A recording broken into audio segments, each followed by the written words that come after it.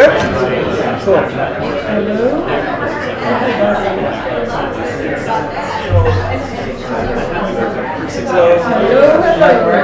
Hi, everyone. Hi. We're gonna get started right away. Hi. Just giving a moment for everyone to settle in.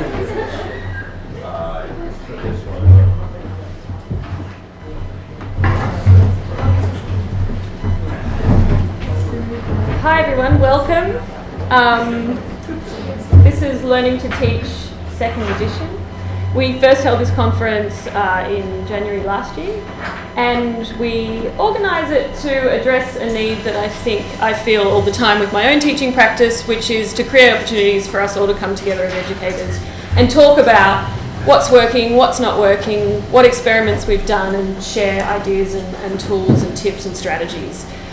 Because I think sometimes teaching can feel like a bit of a solitary activity where it's, in my case, me and 15, 19-year-olds. And so we really hope that this gives you an opportunity to kind of be introduced to this community or share with this community and,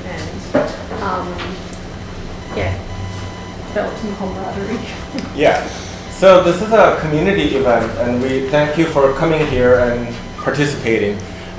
We would like to especially shout out to Postlight for hosting us. So Paul Ford, who spoke at SFPC, wrote this article called What is Code a few years ago, and we were very inspired by that work, and he's been following us and supporting us. So thanks for Postlight. And amazing speakers that we have, Nick Montfort, Mimi Yin, Kaho Abe, and Lauren McCarthy, who have either taught at SFPC or sort of the practitioners that we see as an inspiration for the practice that we would like to share. We have a morning session of talks that are about 20 minutes each with 30-minute slots. And we have lunch, and then we have afternoon work sessions. And we'll talk more about the work sessions after the lunchtime. But just keep in mind that we are trying to generate ideas and support structures for each other. So there are opportunities for you to give us feedback to how to teach and learn better. Some boring logistics. Bathrooms are towards this side of the building. I think the ladies is on the right and the men's is on the left, I think. Anything else? Hashtag. Learning to teach. Yeah. We also have a live stream, so just be aware that the speeches are being recorded. The last half of the day won't be just the first half. Anything else? There's some programs up the back.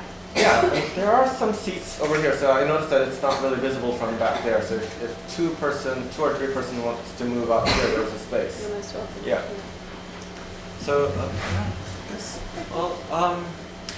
I think first speaker is Nick, who is a professor at MIT. He has taught at School for Poetic Computation on 2 or 3 different occasions, I believe, and very excited to have him talk about his teaching practice. Thank you.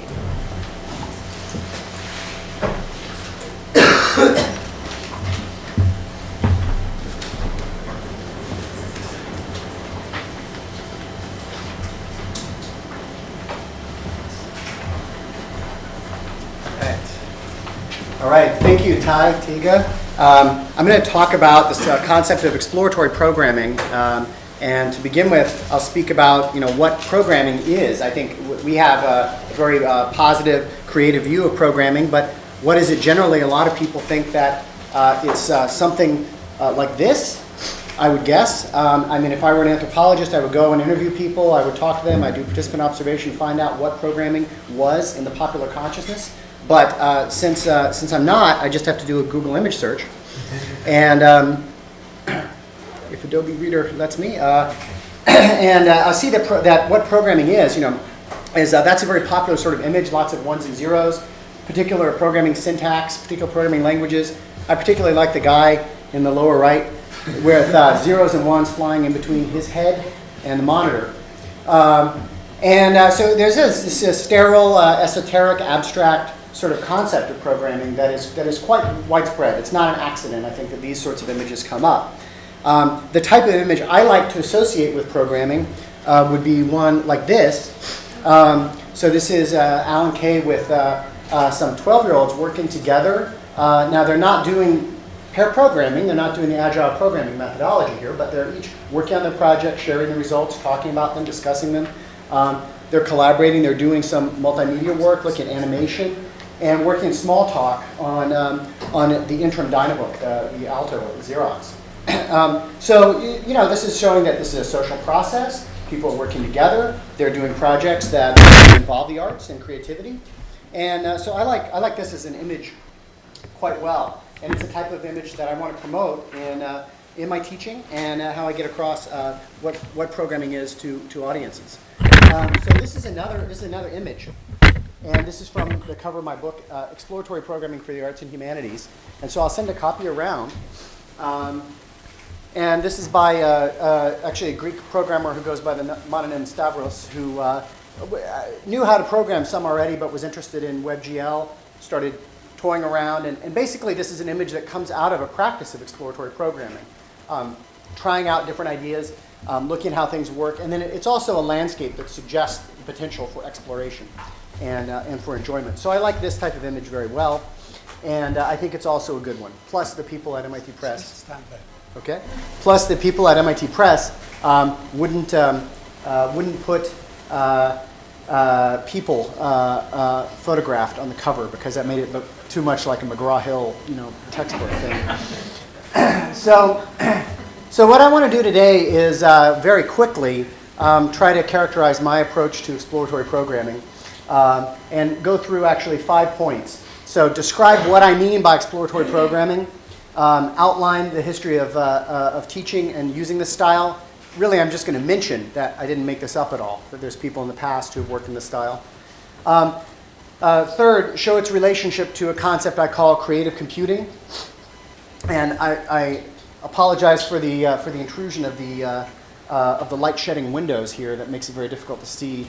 This isn't my normal Black Mirror-like experience. It doesn't have this type of 10th floor, 5th Avenue light to it, but hopefully you can see well enough. We're going to also talk about the relationship to programming as inquiry, what exploratory programming means in terms of programming as inquiry.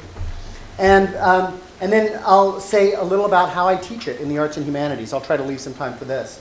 I'd usually continue to try to tie this into my own practice, but I'll do that, if at all, very briefly today.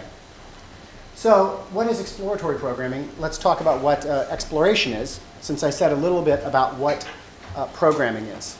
So exploration can be contrasted to exploitation. And I'm not talking about it in colonialist terms particularly, but I'll talk about it in the terms of mobile robotics, for instance. Let's say we have a mobile robot. It can explore or exploit. Our mobile robot already knows a way to get to its goal, but it's a very circuitous route. It takes a long time. And if that robot chose to explore, it might find a much shorter path to be able to get to its goal. So there's a trade-off that we can exploit the knowledge that we already have, or we can explore and we can benefit from that. And this is well known in a lot of domains, not just mobile robotics. You can think about it in terms of grocery shopping. You can go to a store and know exactly what it is you want to get. Go to that particular point, locate the object, put it in the basket. If you, I guess these people live in the suburbs where they have shopping carts, not in New York City.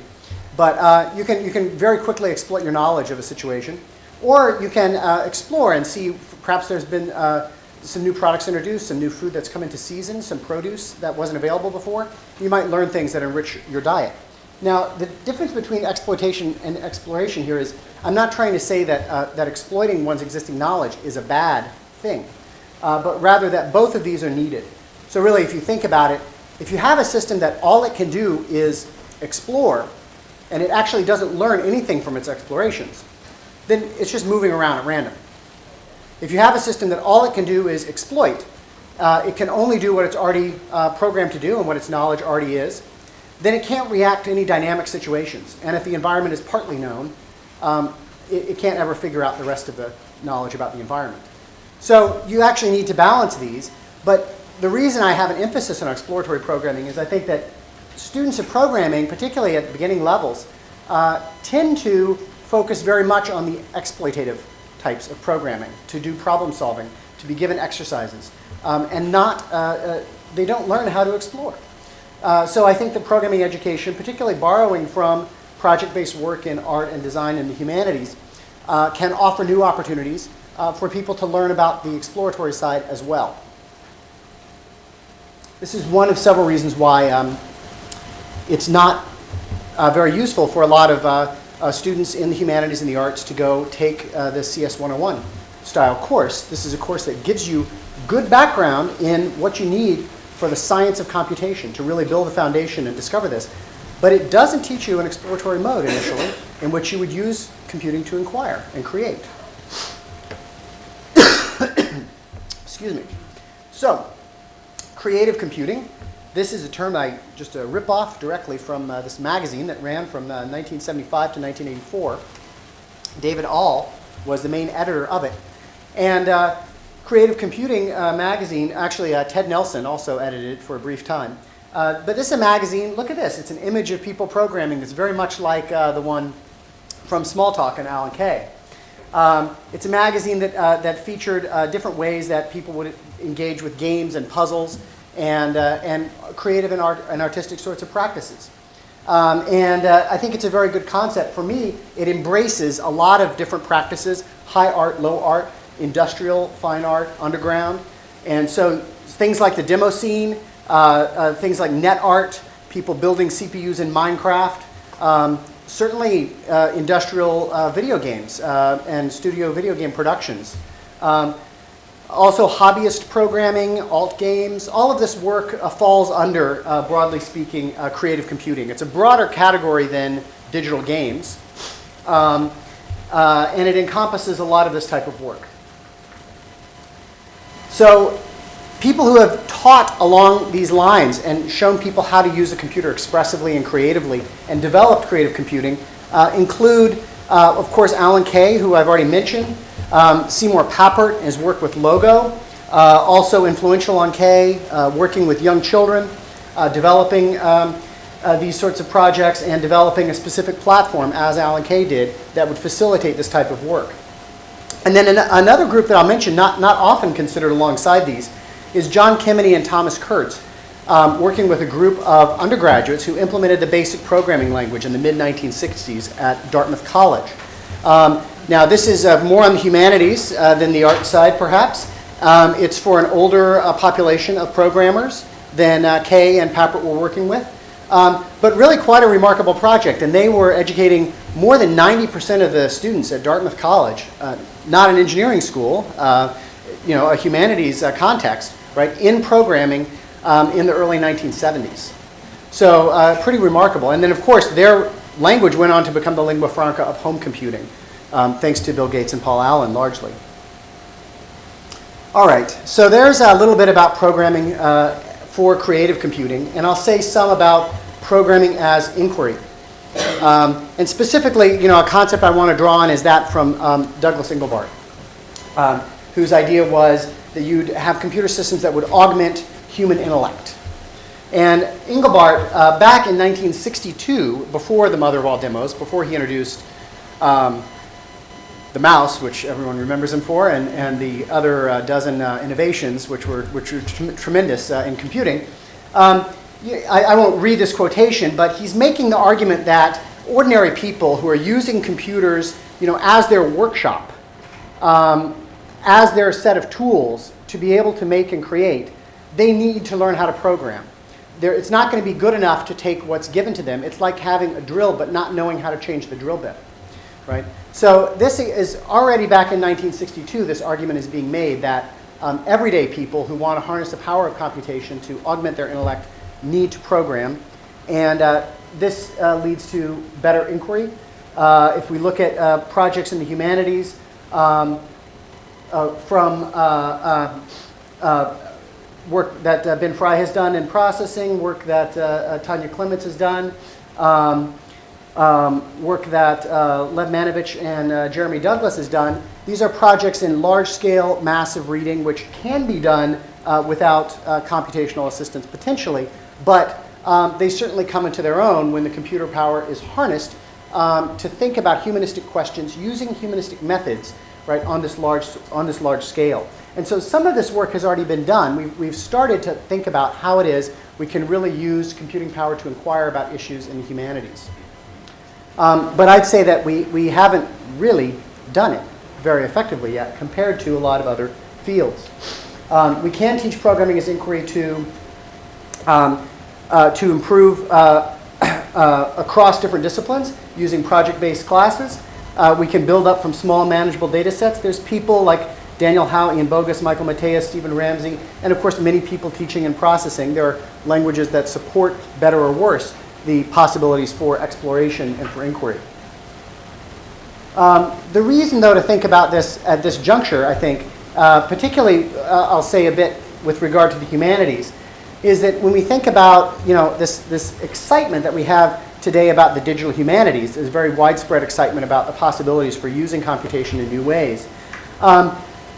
I would say that we can look very quickly at some other disciplines that have used computation fundamentally to actually create revolutions, to really extend the additional disciplinary thinking that's been done in new ways. Think about computational biology, computational linguistics, computational economics. So in these areas, no one can ignore the results that have come about.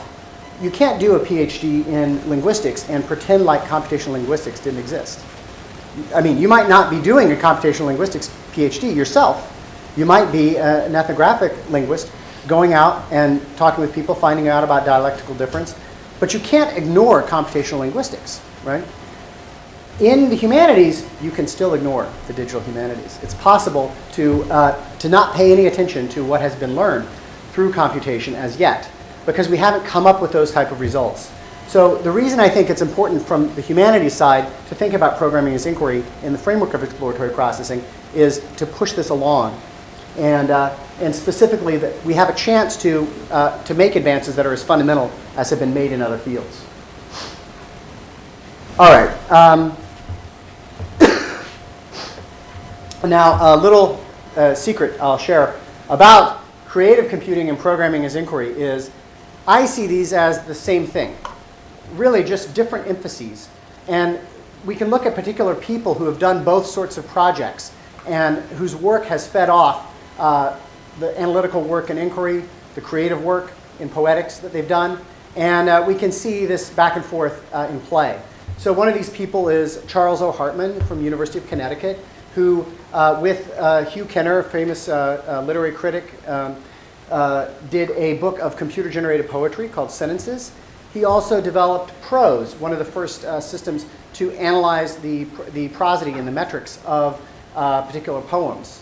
So he was doing both the analytical work and the creative work and learning back and forth from his process as a poet, as a creator, and his process analyzing this work. And this is one of the reasons that my book is for the arts and humanities. I think it important that people who are interested in creativity, interested in the artistic process, interested in practice, also understand things analytically to inform themselves, and vice versa. And then I'll mention that programming also can provide a perspective on just ordinary computational media systems, ATMs, voting machines, drones, military systems, right? That if we understand things about programming, we can be better informed citizens. This is a rationale that goes beyond someone wanting to develop their art practice or someone wanting to inquire in the humanities. So how do I teach it? I'll mention it briefly. One thing I do is to teach in more than one language. For me, this is mainly Python and processing. Not because it can't be done in processing, or it can't be done in Python for that matter, but because I want to show people early on in the process that learning to program is not a matter of learning a particular language. What you learn can apply, and while you do have to learn about syntactical differences and how different languages work, you don't have to relearn how to program. Once you learn iteration, you don't have to relearn iteration when you pick a new language up. Once you learn how to put code together in functions, you don't have to relearn that. Once you learn what types are, you don't have to relearn that, even if the type system is different in two languages. So for me, it's very important to show this early on to give people the flexibility that doesn't constrain them to say things like, I know processing, but I don't know how to program, which unfortunately is something that I've heard people say. I also work across media, text, image, animation, and a little work in sound, even in a byte sound, which is very unusual, a musical sort of framework. Mainly because people will have different media interests, but also because you learn different things. If you want to learn about, for instance, how to nest arrays and how to work with two-dimensional data, well, images are pretty good for that. Text doesn't seem to be obviously as good, and we would like people to get both sorts of facility. So there are utilitarian reasons to cross media, there are reasons of different interest, and there are different things one can explore. Of course, I teach both analysis and inquiry as well as more creative work. So one of the things, if people want to understand what a probability distribution is, which I hope they do, it would be good, I think, to build for instance, a text generator that has a weighted distribution of different texts that it can produce, and understand from the standpoint of practice how you can produce distributionally different sorts of texts. Then you can go back and see that, a distribution is a model of something that we sample from a population, trying to determine what the population is like. And then finally, most of the work in the book and most of the work that I've taught in courses that I've done has been what I call free projects. So there are some parameters, but the students basically choose what it is that they want to do for each project. They need to make that determination. And among other things, this allows for a little bit more of a sort of low stairs, high ceiling, where those students who are a little bit slower at getting started, those students who already have a little bit of programming experience can choose different projects that still are rewarding and enriching, but making that choice and making that determination about how to select a project is important.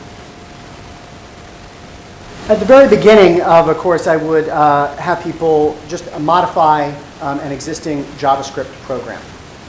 This is one of the few times when I work with JavaScript. I don't find it a very good language to explore and think in. But it's very useful for sharing your work with other people, because what you make can go on the web and very easily get to others. So here we have the opportunity, just by modifying an existing JavaScript program, to find out that, there's some stuff that if we change it around, this is data and new words come out, like new text is produced, but otherwise the process that's being undertaken is the same. Other stuff, if we change, we destroy the program. It doesn't work. It won't run. So this code data distinction is one of the possibilities that we can change. And then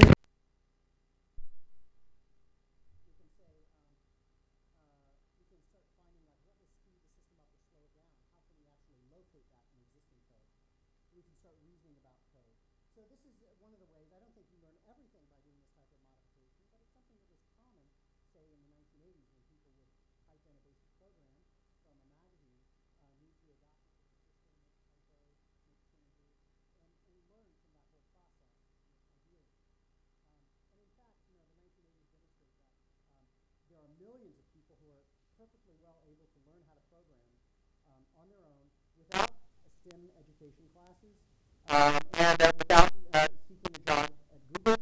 They simply want to discover what it is a computer can do and what it can mean for them. So I do focus on what I consider really true fundamentals. I'm not talking about big O notation. I'm not talking about some of our linked lists or sorting algorithms, which are very important for the science of computation, but not necessary for getting started creating and inquiring with computation.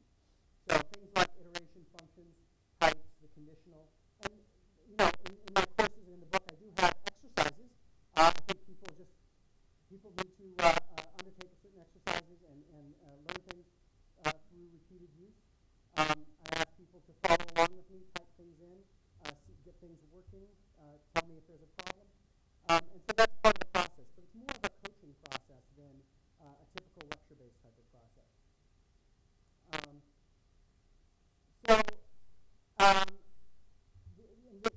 do want to, also use the opportunity to encourage people to think about different ways that they might code on their own. So rather than presenting, for instance, a computer lab environment where people come in, everything's set up for them, they sit down, and this is the one place in the world where they write computer programs. I want them to install free software on their own machine, to be able to program, to carry it with them. I want them to know that even if you can't reach Stack Overflow, you can inquire at the Python command line, for instance. You can learn about. You can take a. You can use the directory function. You can do things. You can look at the documentation string, and in fact, even offline, you can explore and create and work.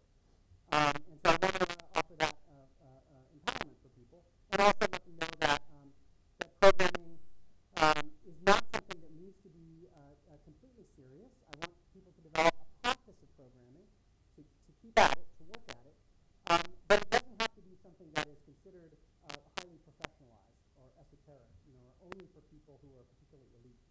And just to be able to toy around and play with programming, the opportunity is there for students and for people generally. The thing that I like to express is if you're learning how to drive, you can kill someone or yourself.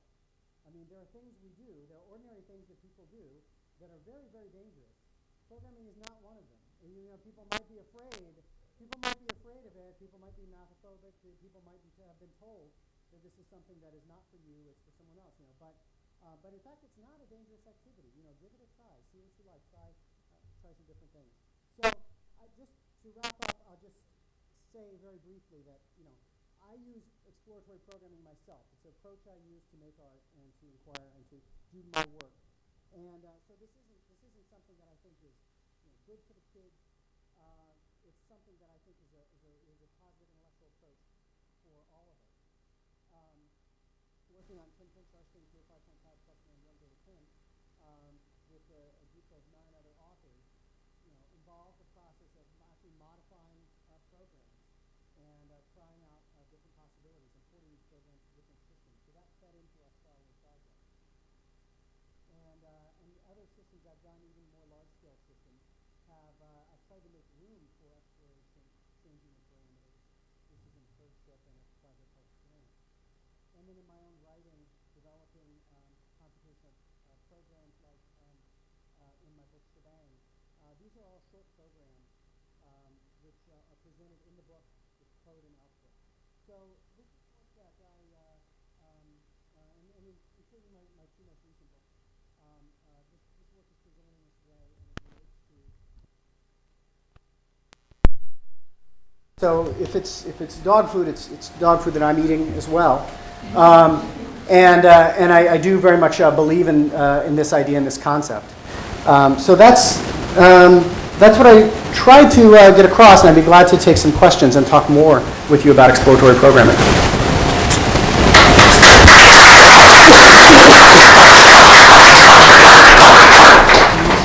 Yes. In your initial metaphor, you had a robot that could explore or exploit. Yeah. In my experience teaching these kinds of beginning students, it's usually figuring out how to turn the wheel at all. Like seeing that the line of code Yes. has a syntax error. Like, yes. strategies themselves for even beginning before we get to like what a loop is. Sure. So, well, yeah. I mean, in this case, actually, that type of work of understanding what a syntax error is very important, and understanding that there's a practice of programming. It's not you write the answer and then you're really sad because there was a mistake in the answer that you wrote. Like that's not the way the practice of programming works. People do. I mean, I'm not a great typist. People make mistakes of various sorts when they write code. I also forget things or misremember or bring in a function name from another programming language or something like this. So as people do this, you see that the syntax error mechanism is one through which the computer's helping you to determine exactly what point in a program needs attention and needs to be rectified. So this is it is a very important issue. That's something which actually that's one of the reasons to start with Python and with what used to be IPython Notebook, Jupyter Notebook, as an environment for using it, is to see that very precise indication and to learn about syntax errors. Yeah. Me too. Okay. Thank you, Nick. All right.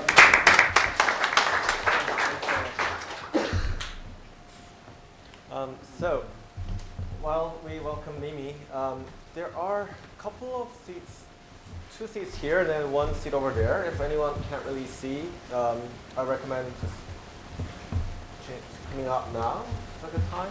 All right. And so I had a pleasure of getting to know Mimi when I was a resident at ITP last spring, and we shared an office, and I got to hear her very intimate meetings with students, so consulting with them and supporting them, and it was very nice to see like how other teachers communicate with students, and I learned quite a bit about like managing their expectations, I guess, and also just challenging them in a way that was very productive. And Ben O'Sullivan at ITP recommended that we reach out to Mimi for talking about her pedagogy practice here. So thank you. Hi, I wanted to thank Tiga and Taiyun for inviting me here to this wonderful event. I'm always impressed by anyone who can get a room full of people to quiet down without engaging teacher voice. And Nick for kind of setting up this slate of speakers with such great context. So before I start, I wanted to provide a little bit of context about my background. So I am not a computer scientist. I did not study computer science. I studied music and spent most of my life sort of half in the world of dance and choreography and half as a designer in software. I had the fortune or misfortune, depending on how you look at it, of working for 5 years on this wildly ambitious open source project that was so wildly ambitious, the whole book was written about it, probably as a cautionary tale. But it was one of the most life-forming experiences of my life because we were sort of trying to reinvent the wheel and re-architect the way that people thought about their information. Not just organize it, but how they actually conceived of it. And so there was not a lot of reusing of like stuff that already existed. It was a really ground up opportunity. And as a designer, to kind of have that mind meld with software architects and people who are doing the data modeling at that atomic level is really rare. And we came up with some really crazy ideas combined with sort of user-centered design practices. And so that's really kind of informed me as a teacher as well, is to sort of dig to that deep level. I've been teaching at ITP for the last 4 years. Before that, my teaching experience was mostly in the realm of teaching dance technique, mostly improvisation technique and choreography. So it was definitely a huge shift, but I actually found that there were more parallels than I expected. So I have a sort of meandering way of going through something. It kind of makes sense when you're on the river, but it's kind of hard to encapsulate in an overview, but this is as specific as I can get. I've identified a problem that I struggle with in my teaching. I have sort of a theoretical solution to that problem, and at the end I'm going to have some practical exercises that sort of show you concretely how I'm trying to grapple with this problem. And the problem really is I'm trying to figure out how to specifically connect the dots between programming and computation and the nitty-gritty of that with artistic practice. So I'm much more focused in my talk about teaching for artists, teaching for students who are interested in incorporating code into their art practice. Okay, so I'm going to back up a little bit. I'm sort of assuming, but maybe I shouldn't, that everybody is familiar with the term maker and making. Is there sort of? Okay. So I want to talk about the word make outside of the context of maker culture. So I want to sort of take a literal approach to what it is to make something. There are a lot of positive associations to the word make. It's literally that you are bringing something about into existence in the world. Right? That's an empowering thing. You're creating something. But it's sort of important to note that the use of the word create when defining make is also in the literal sense. It's not creative or artistic or thinking out of the box. It's just literally to make something, to create it. Right?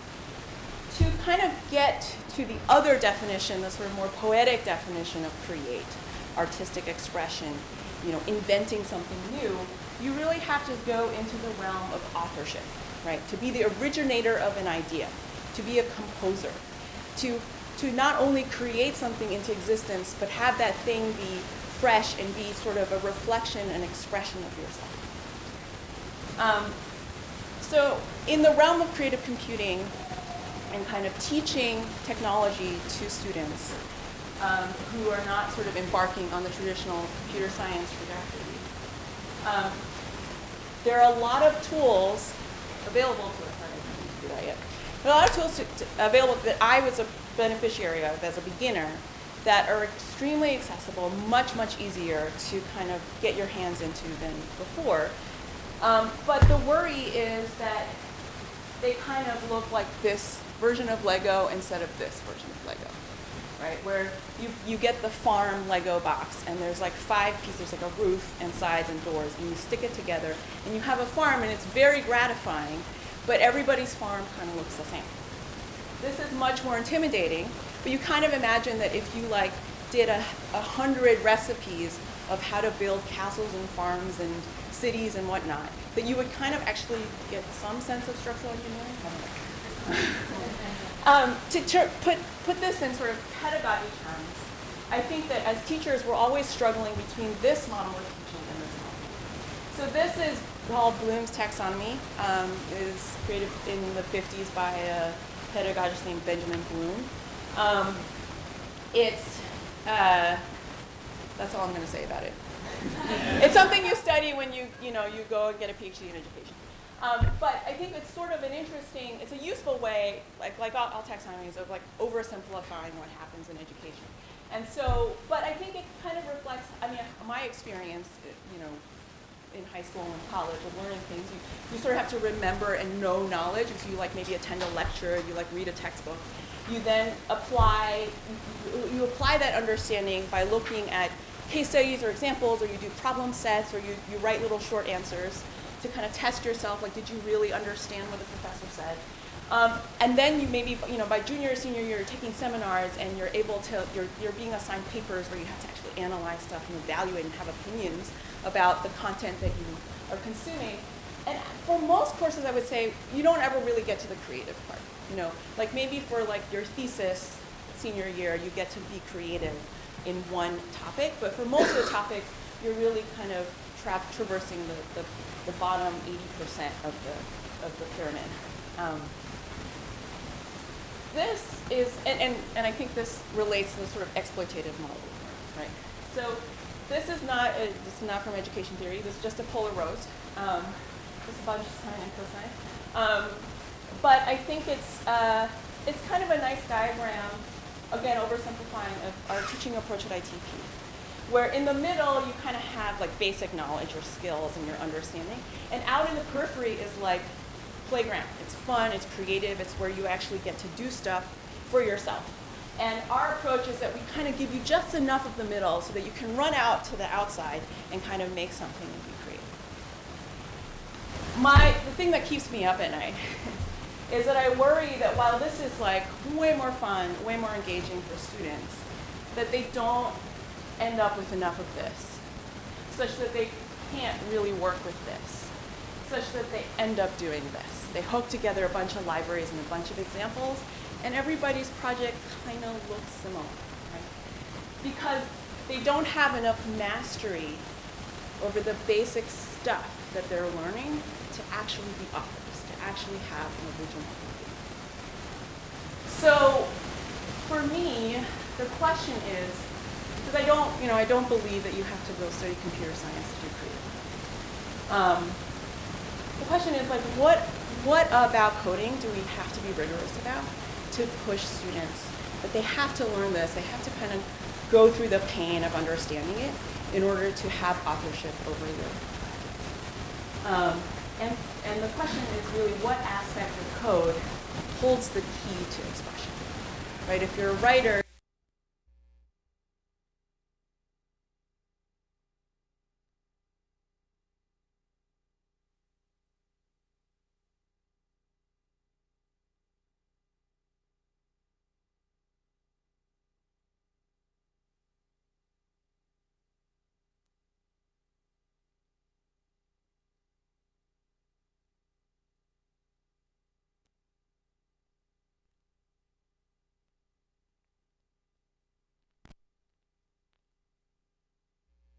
condemned after death to pushing up this giant rock up a hill and watch it roll down. And he had to do this for eternity.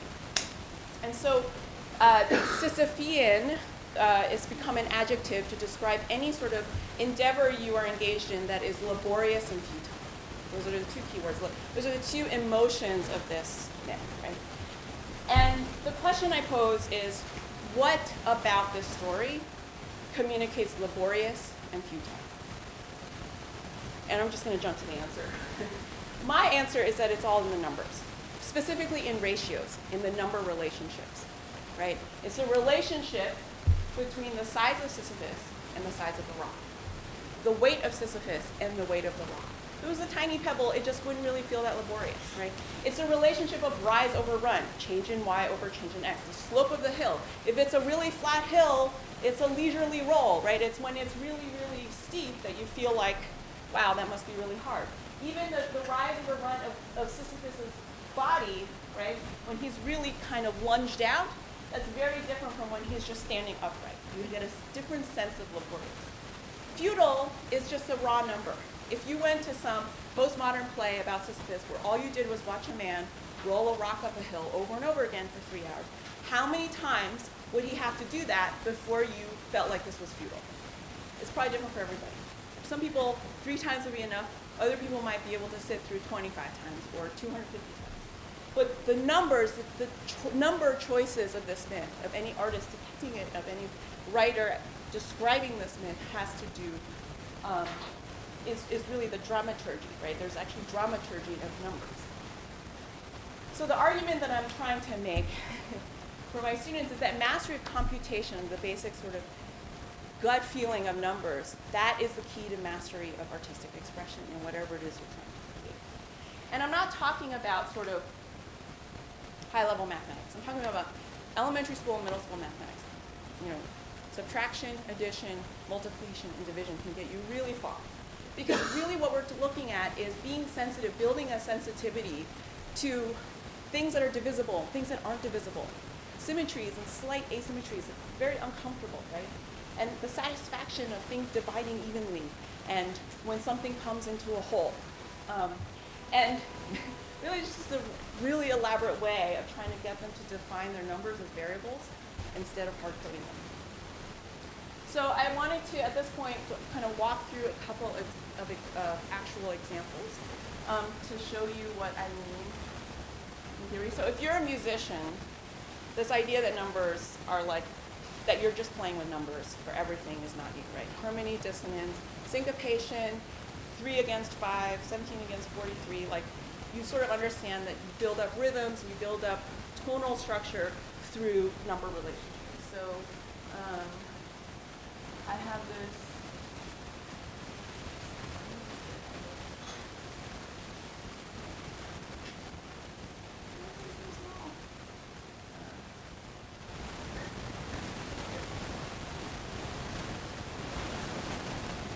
I have this example that is a polyrhythm builder. Can everybody see? Yeah, let me make it bigger. Sort of see now? Well, anyway, there's like a bunch of lines of code. And you basically build up like rhythms. And the only thing I'm asking you, I would ask you to do is to sort of play with these numbers of how many frames, this is in P5, how many frames to wait before an instrument makes a sound. Right, so you wait 30 frames, you wait 50 frames, you wait 17 frames, or 432 frames. And so here is sort of waiting two instruments. One is waiting 30 frames, and the other is waiting twice as long, 60 frames. And this is the result. Oh, is there sound? Is the sound okay? It seems like it's muted. I don't know. Trying to do sound, and it's Change the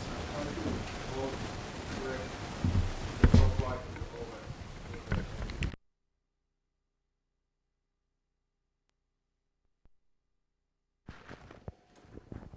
normal speakers? It should be Samsung. It should be Samsung. The volume is great. I could just do internal. Samsung. Should be Samsung. I could also just skip this. Can I ask you to put on this lab? Oh, okay. Too far. But Okay, I'm not going anywhere. It's okay. Should it be playing? It's like right there. And when,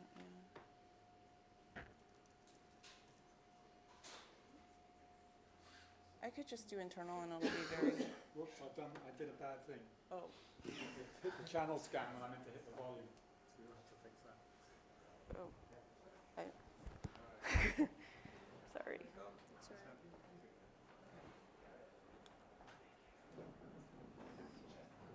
Is it source? Source maybe? Yeah. I can't see Yeah. at all. And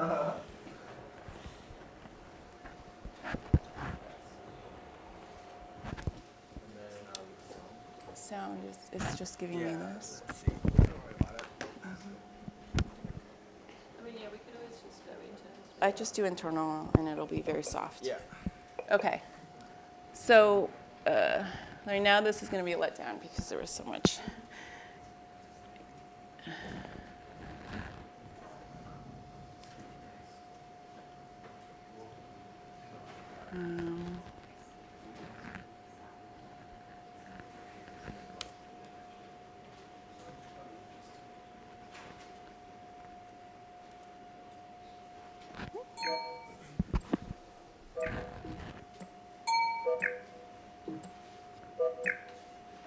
Hold on.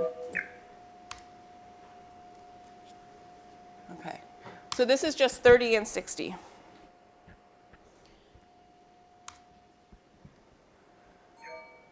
Oh.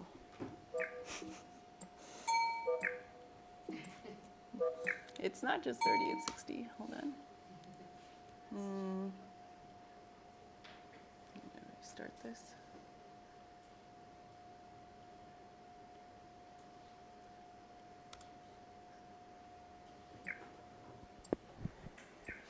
Sort of hear it? Okay. This is very boring, straightforward. It's just kind of a marching plotting, right? So then here I'm just adding some numbers that don't divide evenly the way that 30/60 do. And I have the students, I have them clap along with what they think is the downbeat to sort of feel the rhythm a little bit better.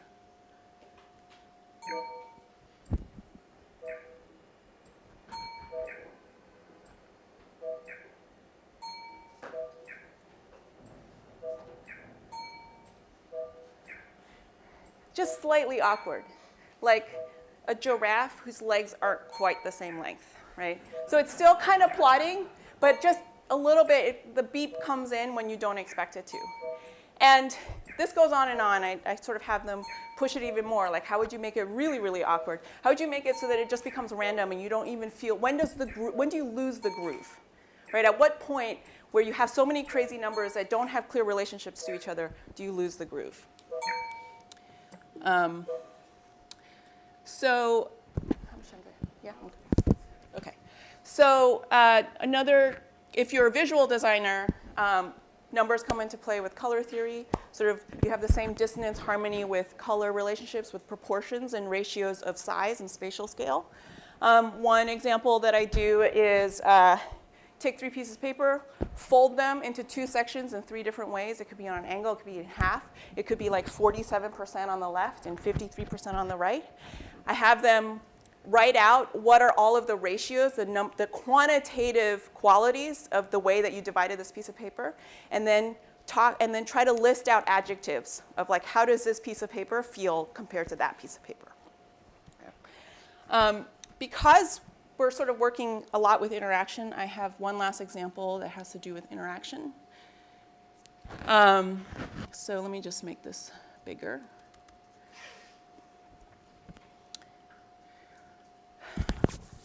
So here is just a very simple example of interactive drawing, right? All I'm doing is I'm using out of the box for free variables that you get with P5 for the current mouse position, mouse X, mouse Y, and previous mouse position, P mouse X, P mouse Y. And I'm calling also a function somebody else wrote called line, and I'm defining these two beginning and end points, and therefore I get this, drawing app. It's very satisfying, it's very responsive, it does exactly what I expect it to do. It's also a little anemic expressively, right? So at this point, I see a lot of students doing things like, oh, I'll hook this up to a sound, a piece of music, and I'll have the amplitude, the volume of that music adjust the stroke weight of my drawing, right? Which is great, and a great stepping stone to sort of understanding the variability of data inputs and how that affects outputs. But it also kind of gives up a lot of authorship, right? You're basically, which is a totally valid form of artistic practice. It's like called collage theory, right? You're collaging a piece of music with your little drawing app, and you're kind of seeing the intersection. But that should be done deliberately, not because you're avoiding writing code. So the next thing I have them do is, okay, well, let's have the speed of your mouse, right? Something that you're putting in gesture, determine the stroke weight. Okay, so let's do that. I'm going to take the speed, I'm going to divide it, I'm going to calculate the speed, which is just the distance that the mouse traveled between frames. I'm going to divide it by 10 and have that determine the stroke weight. And all of a sudden, I get something a little more expressive because as I go faster, it gets thicker, and as I go slower, it gets thinner, right? So I can kind of meander along and then do something really dramatic. It's the opposite of what happens in real life, but that's why we do these things on computers, is so we can violate the laws of physics. Then I say, well, what if instead of speed divided by 10, we just do 100 divided by speed? What's going to happen, right? Sometimes we have trouble getting to the point where, well, if it's speed divided by 10, 100 divided by speed is going to do the opposite. Where when I'm slow, it's going to be big, and when I'm fast, it's going to be small. So that's just sort of one conversation we have, right? So it's the inverse. When I'm slow, it's really thick line, and then when I'm fast, it's really thin, right? But it's not just the inverse, because if you go to Google and you graph 100 over x, you will see, that the relationship between speed and stroke weight is not linear. It's not constant, right? Basically, as speed increases along the x-axis, the stroke weight drops precipitously. And then it kind of like goes in lockstep, and then at some point, no matter how much faster you go, it doesn't really affect the stroke weight.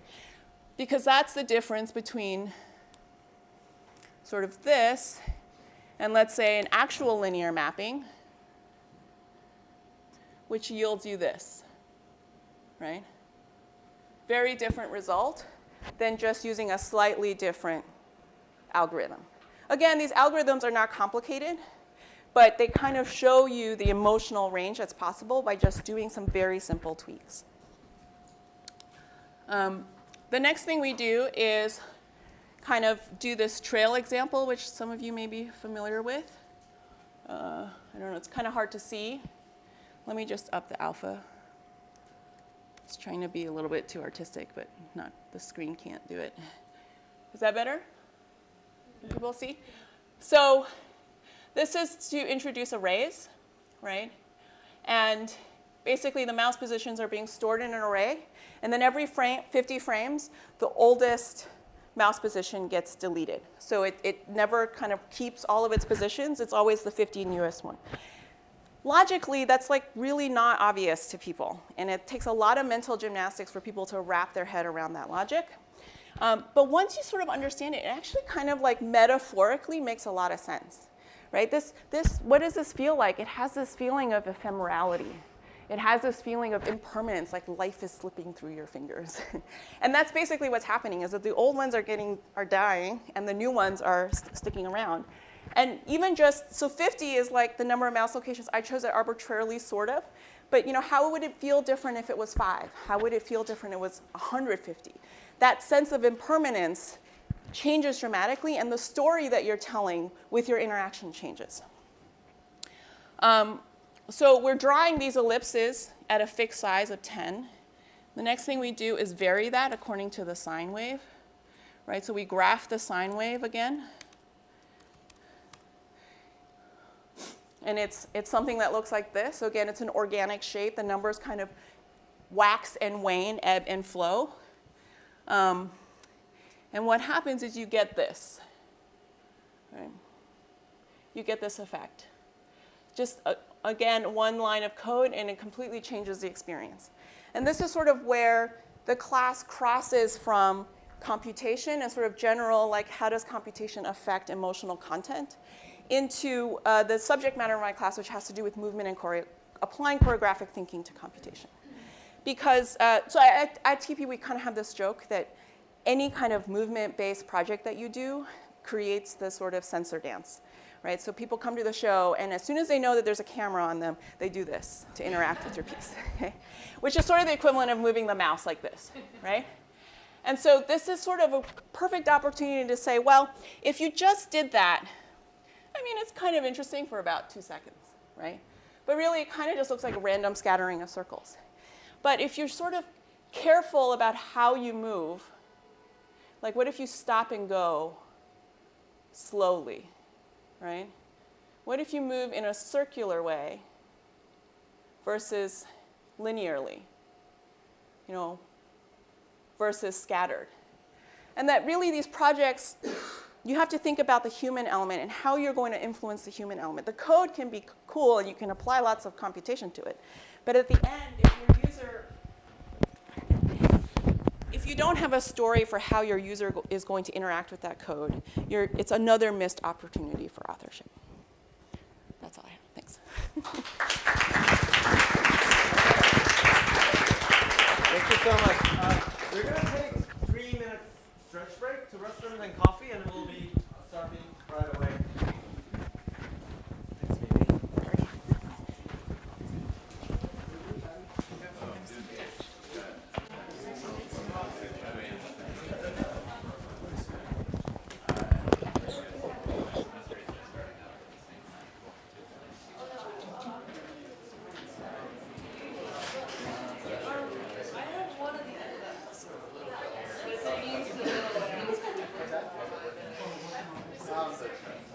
Yeah, I mean, it's a small difference. Like, it's actually last I checked,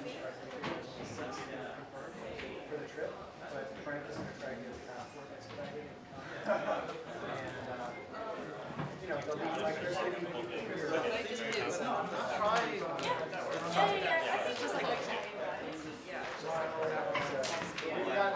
apparently got a really good remote. Should we try and do it? Yeah. I don't know exactly what it is. It's okay to say. Yeah. Sorry. No. You want to get it. Yeah. Let me just lie it on the floor. Why don't I do this? Like this, I guess, like basically, I don't know.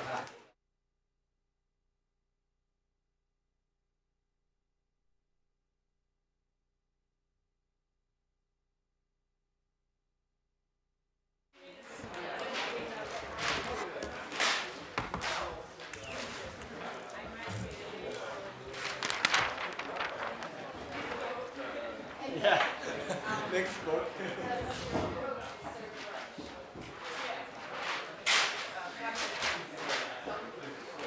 Miss Bright? I think that's going to be much better.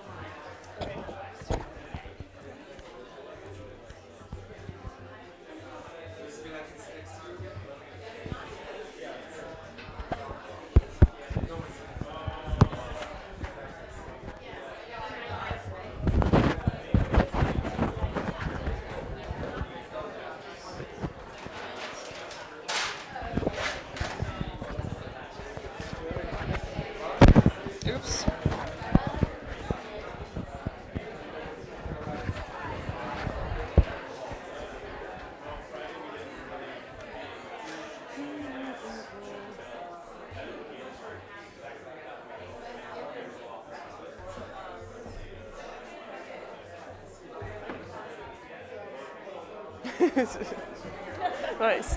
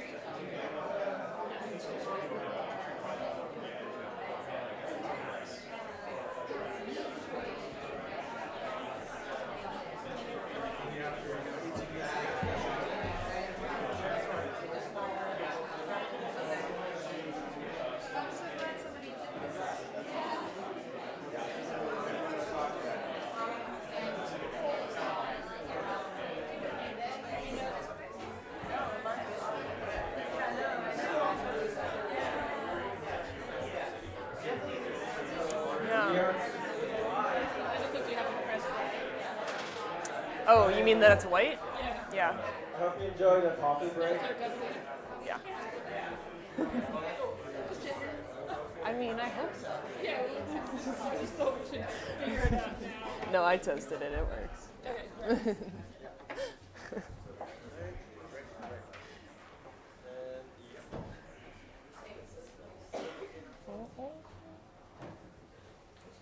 So our third speaker today is Lauren McCarthy, and we're super lucky to have her here as she's recently, sadly, moved to LA. Lauren is the founder and creator of P5JS, which I'm sure many of you have know about. It's a JavaScript library, open source creative coding toolkit, and a community, and takes on the sort of philosophy of the processing foundation and processing as a tool. She's also an assistant professor at UCLA, and yeah, thank you so much for coming. Cool. All right. Thank you so much, Tiga and Tayun, for having me, and all of you for coming, and Mimi and Nick for those really intelligent, thoughtful presentations. This is going to be maybe not that. It's going to be a little bit more just, I was trying to think back on my practice and things that I do specifically or think about explicitly when I'm teaching. So it's going to be a little more like nuts and bolts and less theoretical, perhaps.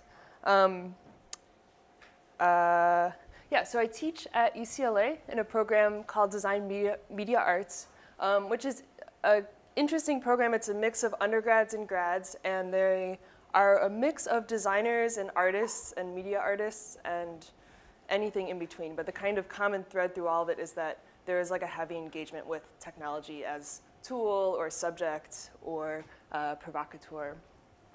So these are some of the work and some of the spaces and students. But I want to go back to kind of when I first started thinking about art and first started thinking about teaching, which was when I was a freshman in college. And I had this professor, Julia Scher, who I took my first college art class with.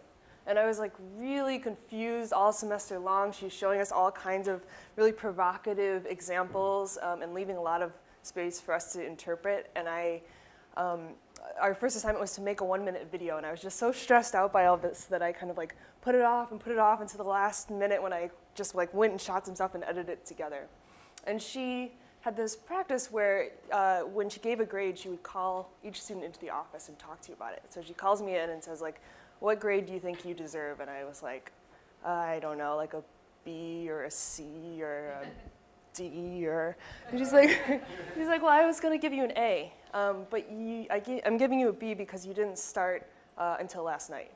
And I was like, how do you know that? She's like, well, I saw you in the elevator last night and I saw the look on your face. And so it was funny, but it was like in that moment that I realized that this was different than the CS exams where I would kind of cram at the last minute and try and pull off an A or B. This was like a practice that I had to commit to. That was sort of a way of life. It was more than just, getting the passing grade. It was like, are you in? Are you all in? And so that's how I have felt about my art practice ever since, and that's how I feel about teaching. That's what I'm like trying to pull out of my students is like, let's go all in. And yeah, and I just think about these teachers that I had that I think what was really special is they you know, even as a young student, these were adults and these were professionals that took, you know, the ones that stand out are the ones that took the time to take me seriously, like address me as if I were in serious pursuit of something. And so that is kind of the thing that made me want to be a teacher, you know, that feeling of believing in someone and like teaching them how to believe in themselves. So I just wanted to start with some things that I do. They're not necessarily things to do. So be yourself, but act like you have a plan. This might sound really self-explanatory, but when I started teaching, I was like very similar in age or even younger than some of my students. And I felt at first really uncomfortable, like, do I have to act like I'm older or that I'm put on some kind of airs? And I realized I didn't. All I had to do was just act like I had a plan. That was the difference. They didn't need me to be older. They just needed me to be in charge. And so I tried to do that. And be yourself. So like I start by introducing myself and I show a piece or two of my own work and I have my TA do the same thing because I want them to have the idea that like I'm not just their teacher to impart knowledge, but that I'm a person and that I'm an artist and this is my practice and they'll be developing theirs. Also, have a plan. That makes it even easier to act like you have a plan. And yeah, I spend a lot of time thinking about, you know, the course ahead of time and then kind of adjusting things as they go along. But I think for me, it's really helpful to have a plan and for the students, for them to have an idea. And then to have high expectations and help students get there.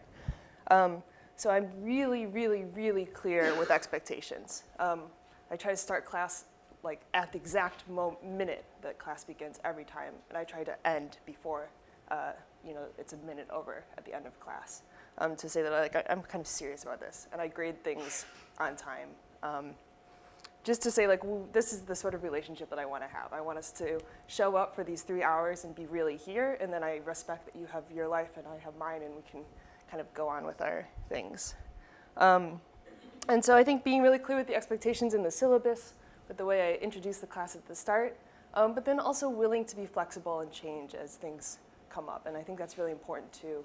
And when I started teaching, I felt like, oh, I have to stay the course. I said this on my syllabus. But I think being able to adapt when something's not working is sort of essential. Okay, so I started the class. I introduced. I'm very clear about the expectations, about how they'll be graded and evaluated. And whenever I'm teaching something technical especially, or even when I'm not, I start out with a talk about how to ask for help in class. So I say, all right, you know, I'm going to start this demo now. If you have any questions or you feel confused, raise your hand or let me know. And I say, you know, I know it can be sometimes uncomfortable to say, I don't get it, or I don't understand, because you might feel dumb, even though you shouldn't. So here's some examples of things you could say. Will you repeat that last thing you said? Could you do another example? Could you do another example slower? Will you explain that in a different way? Could you explain that word blah that you used? Or could you speak a little slower? I think this is really important, especially when there's students that English isn't their first language. Or people coming from contexts where it's just a different academic context or different cultural context, where they might not understand that they're able to ask for these things in class. So to be really clear and say, you can say that, is helpful. And I hear students say that, like, they'll raise their hand and I'll call on them and they'll kind of pause and they'll say, could you do that example again slower? Yes, I got it. And then also letting them know that, like, sometimes you feel like the one dumb person in the class if you are saying, I don't get it. And I just tell them, I bet the odds are like, you know, 99% chance that someone else has that same question if you do. And even if you don't, how good does it feel when the teacher is like showing an example and you kind of already understand? You just feel like a genius for that moment. So nobody's gonna like hate you if you ask to see it one more time. Everyone's gonna appreciate it. I try to demo debugging as often as possible. And the way I think about it is, I don't know if you've ever tried this, but if you turn like VoiceOver on your computer, like on a Mac, it will say like Chrome, tab 1, Gmail, open, compose, email, typing, first line, hello, how are you? I try to try to be like that but a little more manageable pace when I'm debugging. So normally you might look at a student's code and say like, oh, you have a greater than sign, it needs to be a less than sign. Instead, I'm like, okay, I'm looking at your code. I'm gonna look at the setup.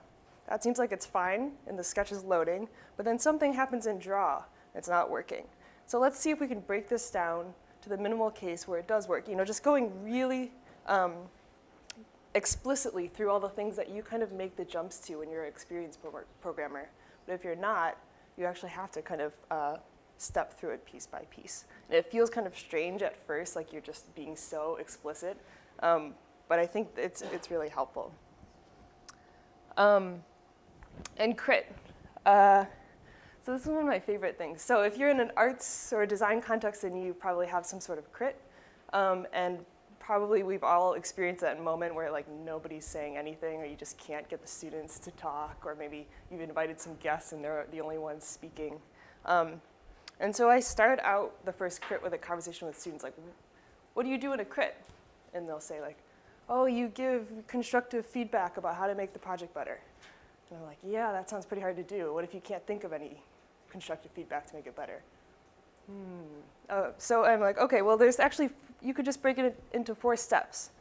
First step, you don't have to have any suggestions, just describe what you're seeing. There's a lot of blue here. Everything is round. You have many objects. Like some of these things probably the artist or the student knows, but sometimes you just don't realize, like, oh my God, it is all blue. What's up with that? Second is analyze, and that's when you start to say, well, there's many objects, which is this giving this feeling of like a lot of things going on, or a lot of energy maybe. And then interpret. You could say, okay, so maybe that's speaking to the fact that it's relating to memory and your overwhelmed feeling, whatever, and evaluate. Well, this was effective for me because it really took me there, or I couldn't quite relate to all the blue, and so I felt lost. So there's actually 4 things, and you can kind of break them down differently, but to give like a step-by-step, then I can call it any student in the class, and as long as they have one of their senses working, they should be able to say something. It's odorless, and silence. So I had an experience when I was a student where I presented a ton of work as my thesis, and then it was just like 5 minutes of silence. There were like 30 reviewers there, nobody said anything, and I just felt like I had failed. And so I tried to just explain to students, like, silence doesn't mean you did something wrong. It could mean that you are really challenging people to think about something in a different way, that they don't already have an auto response because they haven't seen this before. But also, when there's silence, everyone in the class should not be sitting there like, oh, I wonder if this one's going to crash and burn. This should be interesting. But this is your time to jump in and be there with them and think, well, okay, can I describe this? Can I analyze this? Can I interpret it? Can I evaluate it? Can I say something that's useful?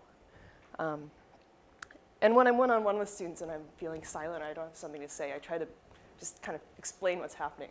Like, there's a lot of things here I'm taking in. I want to just, register everything before I start giving you feedback.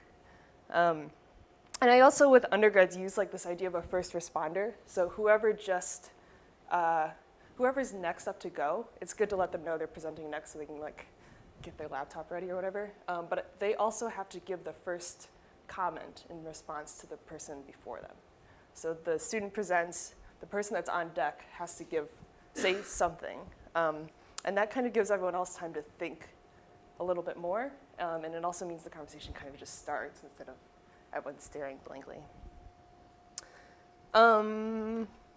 Office hours and advising. So a lot of students don't know that like you can just go to office hours just to like hang out, or for a lot of different reasons. Like they think maybe they need to have like a really specific question, or they need to be like the best student in the class or the worst student in the class. And so I try to give reasons to come. I say, if you have a question, that's a great reason to come to office hours.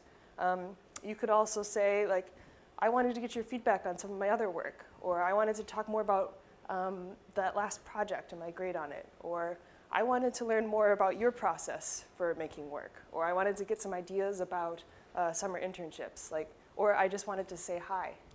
Any of those things are fine. If you get in the door, we can take it from there and like have a conversation. So you just pick one of these opening lines instead of feeling like you have to justify it. And then some of these are really specific to me, so I feel like sometimes I fail to emote or express as much affect as the next person. So I kind of remind myself, so if a student is coming in, I could be really focused, like, okay, we're gonna have this conversation about work and we're gonna get it done and you're gonna go. But as I'm opening the door, I'm like, smile, act happy to see them. And I'm like, hey, thanks for coming, nice to see you. It's just like, you know, some positive reinforcement that this was a good idea. And then same thing at the end, like, I'm glad you came in, or I look forward to seeing how this works. And it's not about being fake. So if it was like a really contentious conversation, maybe just, I appreciate your honesty, or I appreciate you taking the time to talk about this with me. You know, something that leaves a student feeling like this wasn't an imposition, or I don't need to worry that they were wanting me out of the office the entire half hour I was there. Do more asking than telling.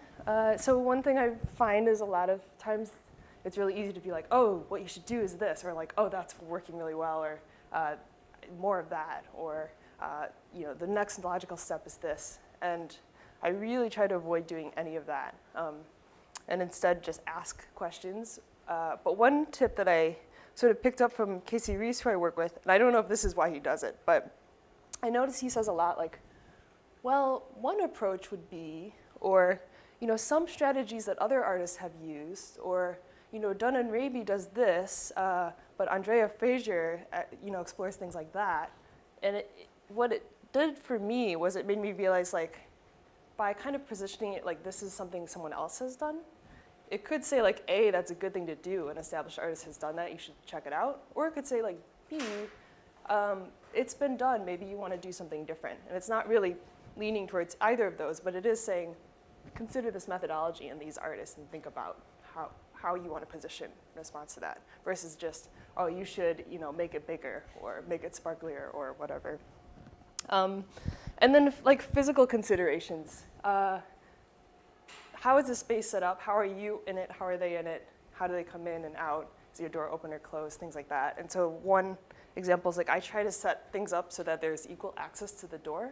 Because I've been in both situations where like as a student I felt uncomfortable, like situation where I really wanted to leave and I wasn't, there was a teacher between me and the door, and also the opposite where I was a teacher and there was a student that was bigger than me that I felt uncomfortable, they were between me and the door. So I try to set it up so that both people can leave at any time. It's cool. And then also I kind of have like a couple seating options. So like I gesture towards one so there's not confusion. They can sit there, but there's also another one if they want to sit like a little bit further away. Or I have like a high table, so it's more like we're kind of working on this thing together. We can move around. It's not quite so fixed of a control hierarchy or structure. Okay, and then lastly is this document that's really worth checking out. What can I do to create a more inclusive community in CS? I think this is really useful even for like creative coding or the arts. This was compiled by Cynthia Lee at Stanford. So I just want to show you. There's a whole bunch of really good, oops. That didn't work. There. Could you give us that link again, Laura? Oh yeah, sorry. It's tiny.cc/whatcanIdo. And I'll share all these slides too, so you'll have them later. So this is like a ton of stuff. There's some really good ones here.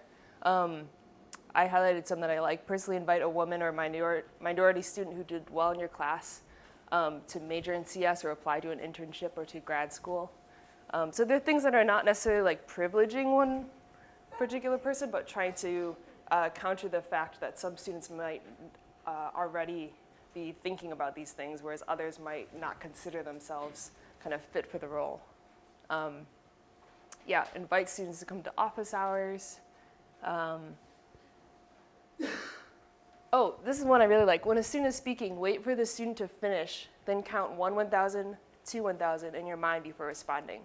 So people of all genders are prone to naturally cut off women before they speak, or maybe anyone they think is not, they might not expressing themselves clearly or might not have something to say. And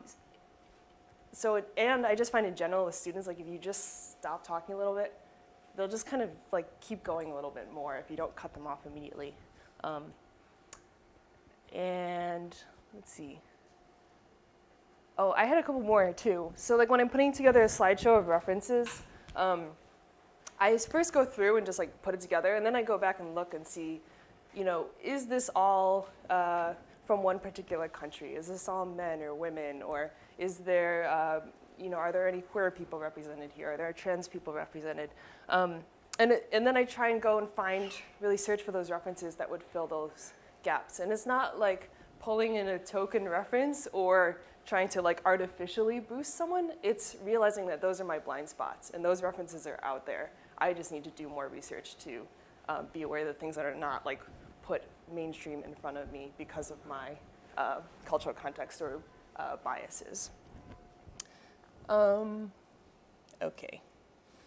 Let's see, how do I get out of here?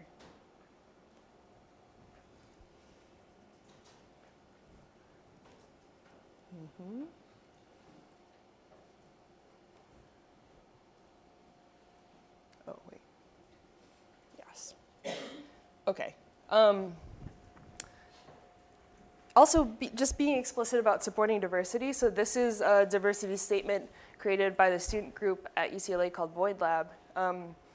If you go to that link, it basically just gives you some boilerplate text that you could put into your syllabus that says, well, I'll just show you if I can.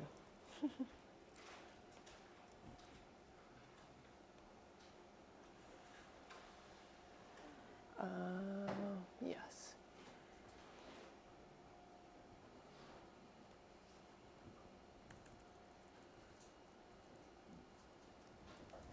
We understand the classroom as a space for practicing freedom, where one may challenge psychic, social, and cultural borders and create meaningful artistic expressions.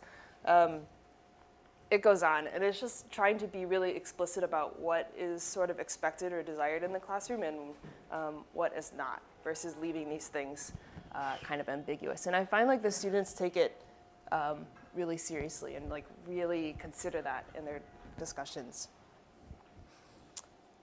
Okay. Oh, and then this one is more like a tip for teachers. So like if you're applying for jobs, when I finish a class, I try to like document it pretty well and then file it in a folder. So like go through, find the best few student projects, take movies of them if there are things on the web that might break, save the images because they might, you know, pull them down later. Take your syllabus, edit it so that like if you were to do it better, what would it look like? And just file that in a folder. So then when you're applying for jobs, you're not like searching from years of stuff to put it together. You've kind of got it. Yeah. Okay. So Ian's saying finish up. So I'm just going to talk about, I'm going to skip this class. So this was the network media class that I taught last semester that you can check out if you want to.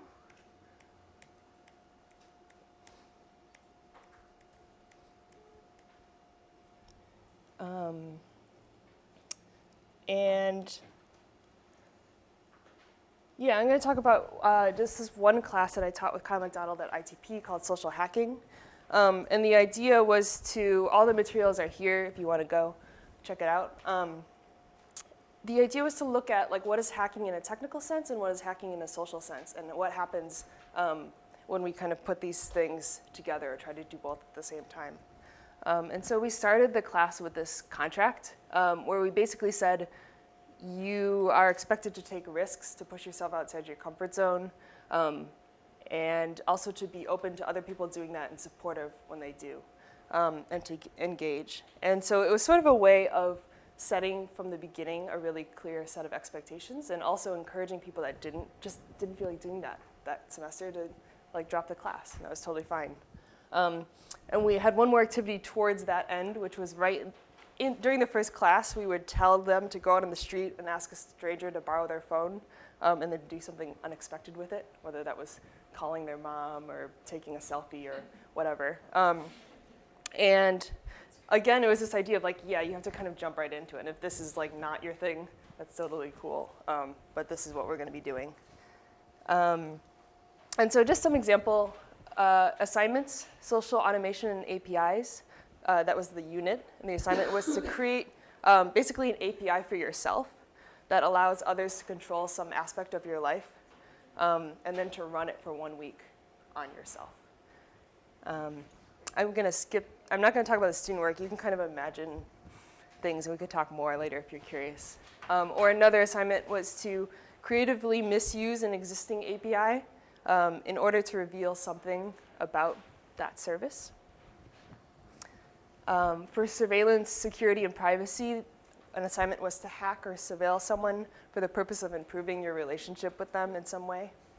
And so I think what we're trying to do in these assignments is like set up or draw out this tension that we're not trying to say one thing is bad or good across the board, but that they are complicated, and how do you engage with that? Or collect a specific piece of information from 100 people without their knowledge and creatively document all the information that you collected.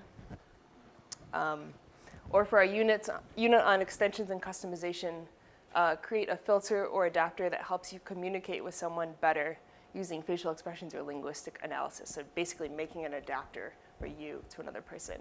And we kind of gave them this starting boilerplate app that they could work with if they wanted to. Again, going to this idea of like hacking an existing tool or software app or piece of code. And so all these links, if you're going through these slides later, these link to the individual unit and the references and the materials that we use for them.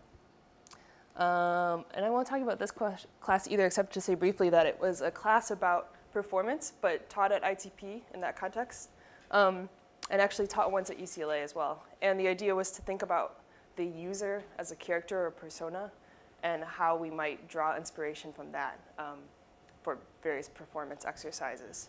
And so we were talking about things like the sort of user instructions that you encounter with various tools and technologies, and how might those be performed in different ways, or user difficulties, and the kind of like stumbling blocks we encounter with tools, but how might that translate into some interesting sort of performance, or the rituals that we perform as users, and how does that relate to ritual and performance. Or to be an anonymous user. What does that mean, and what does that afford you as a user, or as a performer or as a human?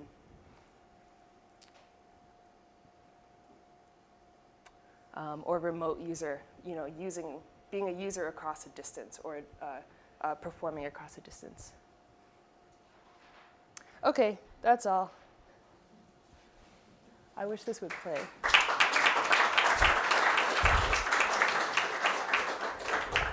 This is a student work. They crowdsourced answers to the question of what was the best compliment you ever received. Oh, this is yours? Yeah. Okay. I mean, you can use it if you. Yeah. Thank you.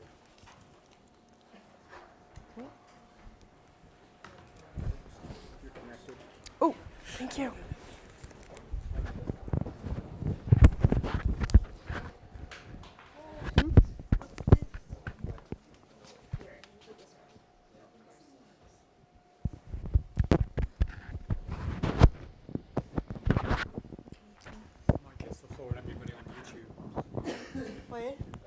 Mic hits the floor and everybody on YouTube grabs their ears. Oh no. Okay, you good with that? You're going to hold it in your hand? Yeah. Okay. Is this works okay for you, here? Works for me, yeah. Okay. Wait. Little annoying sound thing that's showing up. Okay.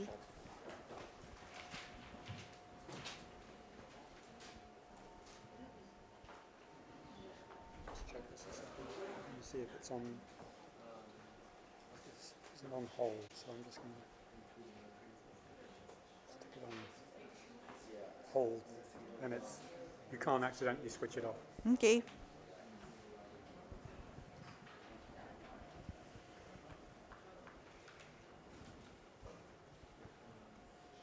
While there's nothing going on, I just want to mention, you all know about CSNYC, right? Yes. So do these things which are called the landscape events, where all the opportunities to volunteer or teach or students all arrive at the same place, and they all have tables, and you can go around all the tables and find out about all these people that do stuff. And the next one is on a week on Tuesday, on the 24th, with Google. You go to Google CSNYC Meetup, you'll find it.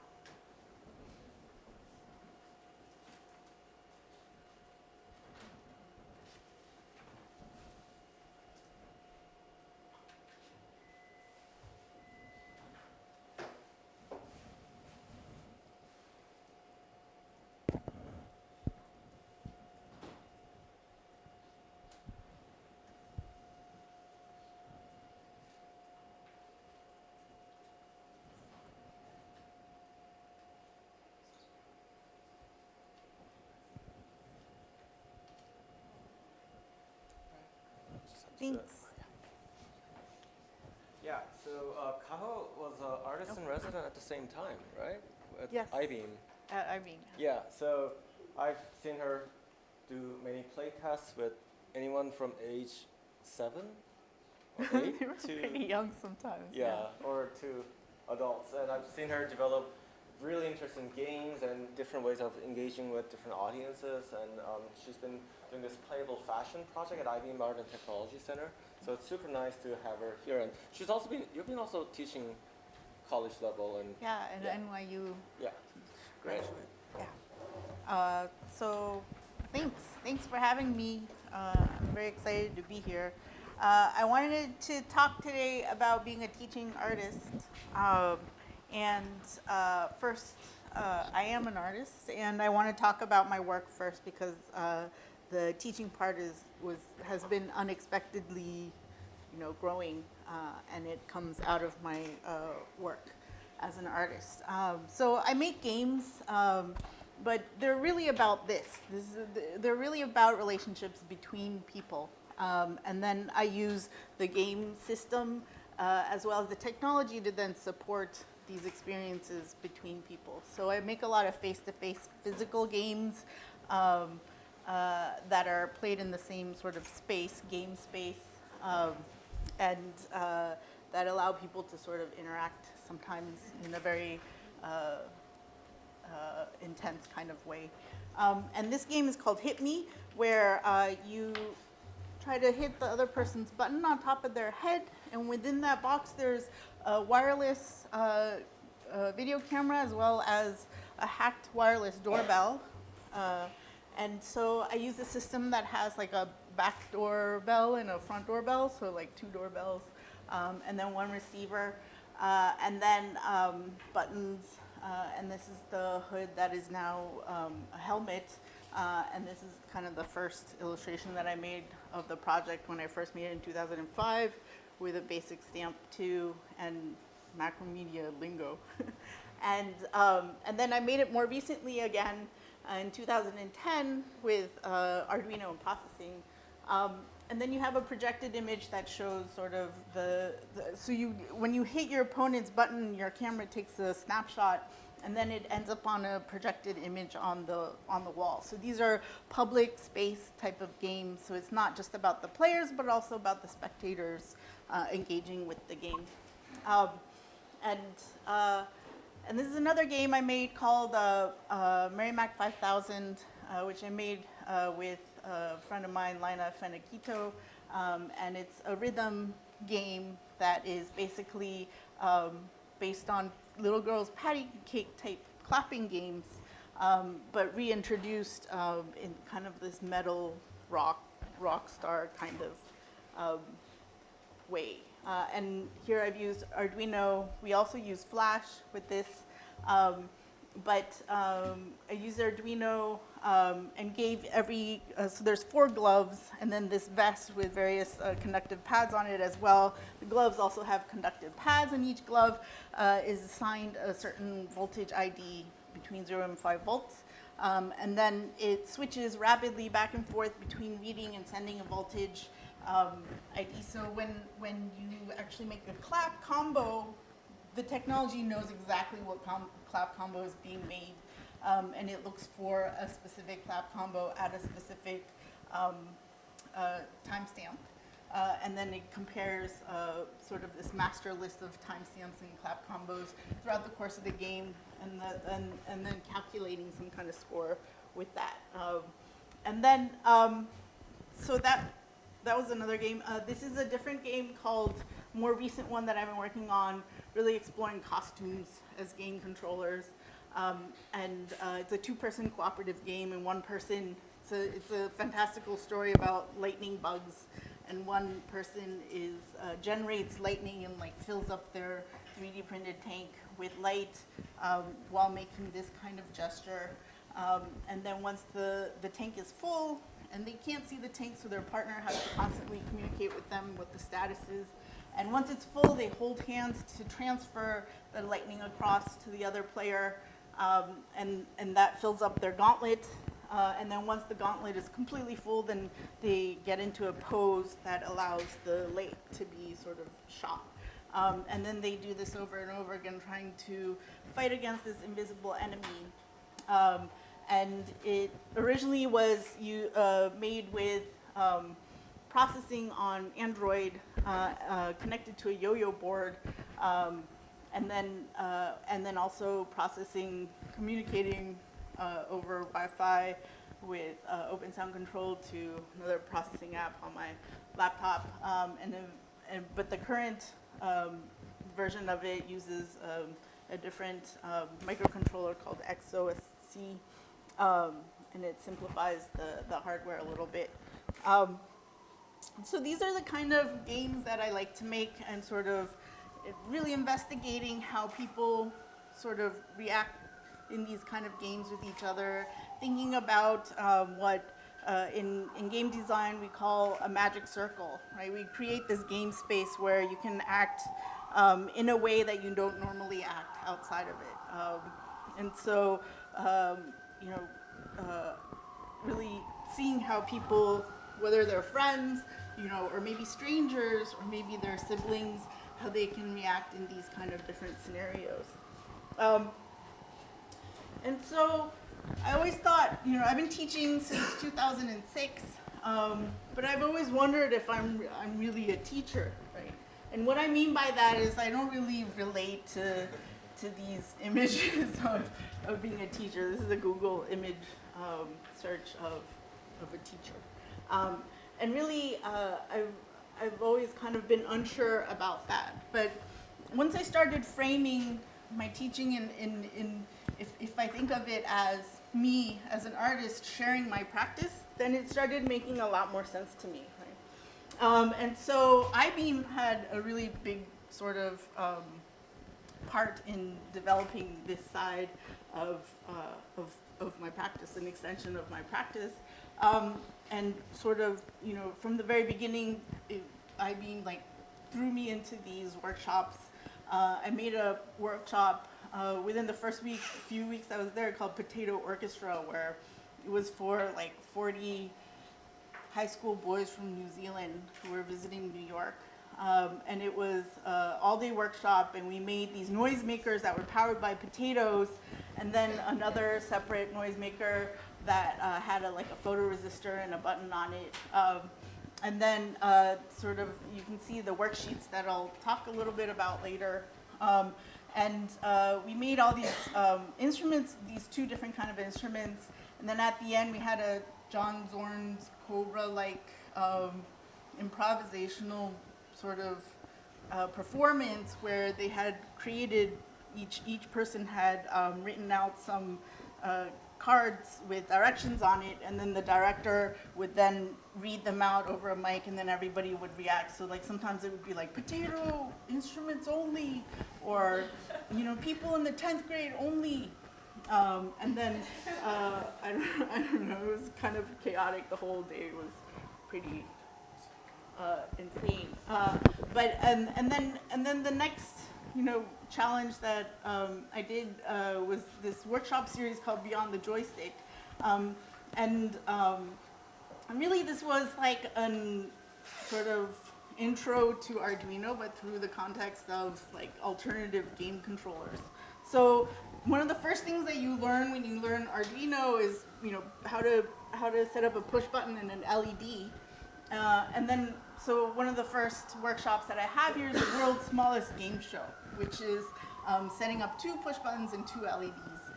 And by the end of that, they really gotten to the first step of learning how to use the Arduino, how to then look at the code for it, and then manipulate the code, change it so that it accommodates 2 buttons and an LED.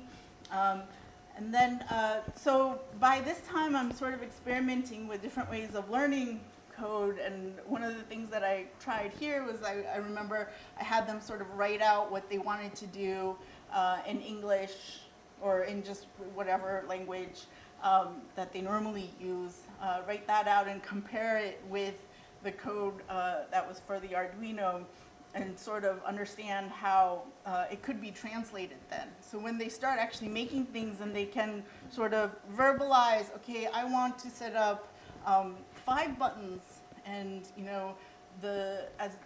if it's a button next to another button, then I want this light to go on, or something like that, then they're able to then verbalize it and then hopefully eventually be able to translate it into code. So that's one of the things that I was experimenting with. But basically, so I can see clearly now is with glasses and a photoresistor, and in different ways that you can use photoresistors to create some kind of interactive experience. So I think you can tell that the context of these things, so while I teach code and while I teach electronics, it's always in the context of these projects and these alternative game controllers. And I have them really first go through these kind of exercises and make these mini projects, and then eventually they then have the knowledge to make their own project. And so Playable Fashion is this after-school program that I started at iBeam and have for the last few years been teaching with Ramsey Nasser. And so it is the intersection between technology, fashion, and games. And that's sort of a simplification of it. But we've been given support to really develop the content so that it can be shared with other teachers.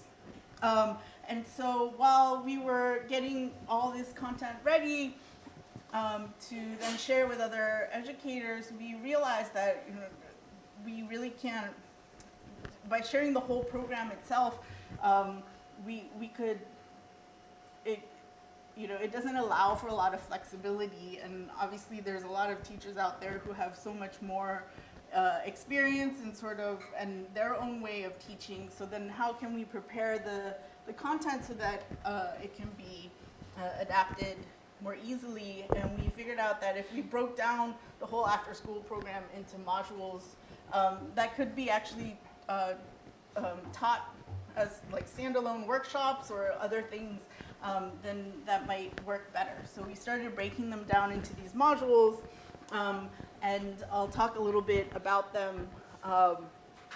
And so one of the first one is called Buzzkill, and it's basically a workshop that sort of introduces what the whole program is about, so you can get a really good overview of what Playable Fashion is about.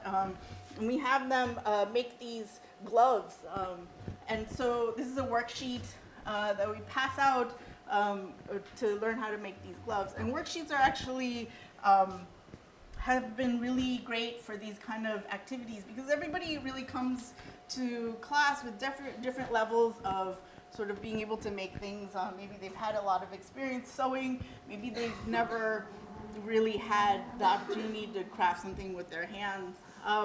And so a lot of different people with a lot of different backgrounds. And what worksheets do, so I had seen some kind of video explaining on the Khan Academy website how their videos can free up sort of the teachers so that they can actually go and all students can work at their own pace while the teacher goes around really helping individuals with issues that they might have. And so worksheets, I assume, do the similar kind of things where students can work in their own time. and then I just go to the students who have the most problems and help them. And so this is one of the things that I've found. And so creating these kind of worksheets, I think, can be helpful. And then after they make these gloves with these conductive pads on them, we show them this demo game that we made using Unity. And then we run them through some of the code in different ways that they can mod it. So it's a very short workshop, so we don't get that deep into programming, but we go over just various ways they can mod it, like what kind of variables, what kind of values they can tweak in order to give a different idea. So by the end, they sort of skin the game into whatever they want it to be. And then we have another module called Game Literacy, where we play games. We learn certain kind of game terminology, game design terminology, so you can then think and start speaking like a game designer, and start being really critical about this aspect of your life that maybe you've just consumed and never really produced, right? And so having them talk about, for example, Grand Theft Auto 5, how it's a fun game, but there's a lot of problematic themes to it. And then what are those problematic themes? What makes the game interesting? Is the mechanics interesting? These kind of things. And so,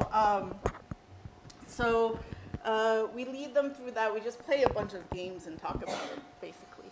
And then abstract electronic toys is sort of a stepping stone into what will then be sort of the electronics and behind the soft circuit in the fashion section, fashion module. But this abstract electronic toys, we have these little boxes that, very simple interface, maybe a button that when you press it plays a tune, or you'll see another box with a counter and a button, and then another one with the toggle switches on. And the toggle switch one, I think when you have all the switches in one direction, the box then buzzes. But we have them design a bunch of different games, so we go over like the art of writing out game rules, for example. Think about different ways that these games can exist in a physical space, like these are, and where we can interact with each other in a physical way rather than through video games in a traditional game controller. So we go through this, and then they come up with a bunch of different games, and then the next day we tell them to open the boxes up, and then the boxes contain a circuit board, and we show them how to then use alligator clips to override the arcade button that they have there. We introduce them to various conductive materials, so then they've taken the idea of like creating and breaking a circuit, and then they can then use the materials to create their own kind of interactions, their own kind of game controllers for their games, right?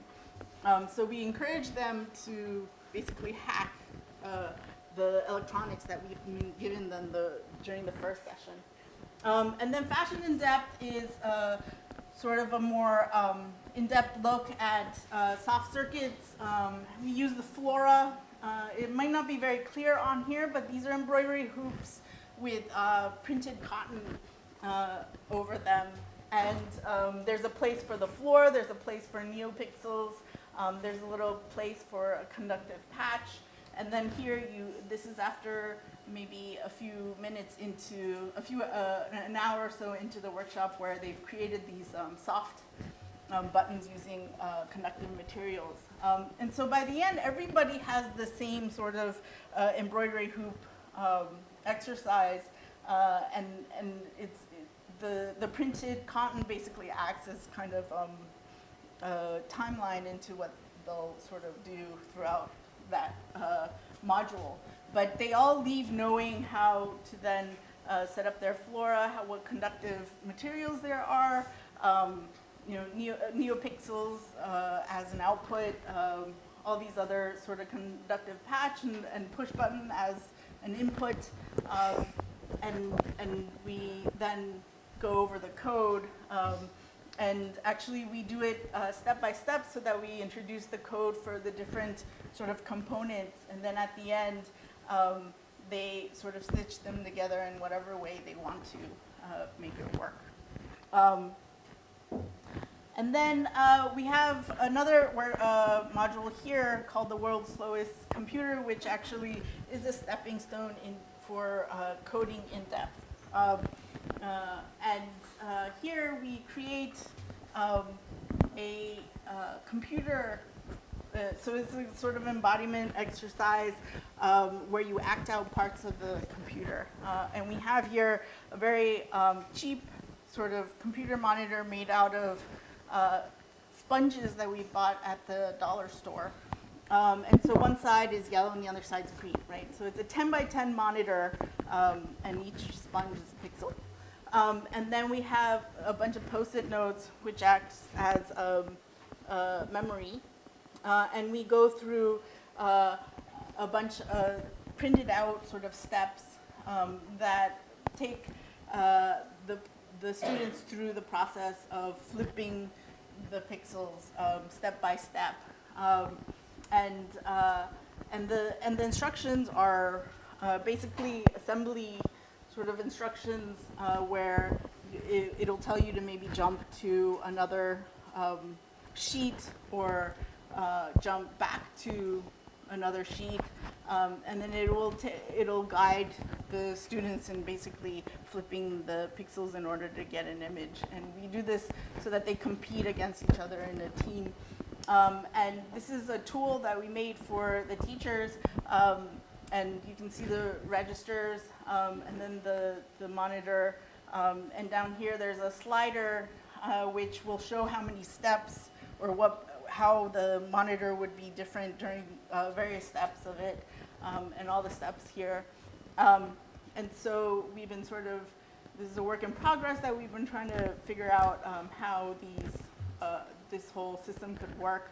But this is something that aids the teacher in sort of figuring out how this program can work with the monitor. And at the end, because you know how many steps are involved, and if you've been measuring the time, you can actually tell them in hertz how fast their computer is. And usually it's the slowest in the world. And then the next module is coding in depth, and where we're investigating. So right now we're using Unity for this, and I don't think that this link is working at this time, but there's like a cheat sheet, and we're experimenting with different ways of like using GIFs rather than video in order to teach certain aspects of it, but also creating these kind of worksheets very much in the way that we had worksheets for the other module, and just getting into more a deeper sort of understanding of code and how to